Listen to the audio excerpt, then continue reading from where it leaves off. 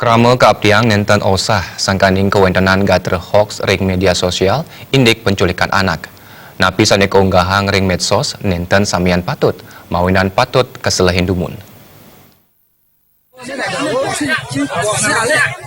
Kewentenan gatre indik penculikan anak ring media massa menjandan banget gosahan, tapi malih kantos munggah ring media sosial. Gatre sane wentan ring media sosial menjandan patut keselehin dumun sedurung kesobiang ring anak tiosan.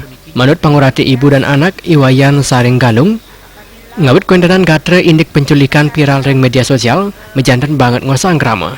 Krama kaptiang wicaksana ngarepin gatre sane wentan ring media sosial, sanu reksain becik kewiyaktian gatre sane kepanggien.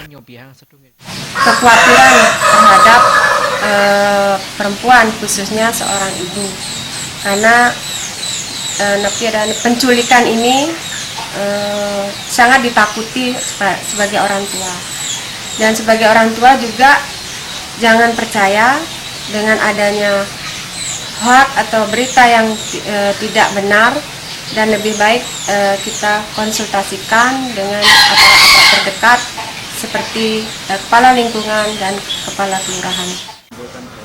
Praktisi hukum Frederick Billy Mosang akhirnya nih gatre hoax ring media sosial sana wentan sayening sareng nyobiang ring anak tiosan tala presiden keni pamidanda nganutin undang-undang informasi dan transaksi elektronik ITE. Berkaitan dengan berita kebohongan di medsos ini kan itu dari praktisi lihat dari hukumnya itu kan ada dua ketentuan pidana yang mengatur. Pertama kita lihat bahwa itu undang-undang ITE.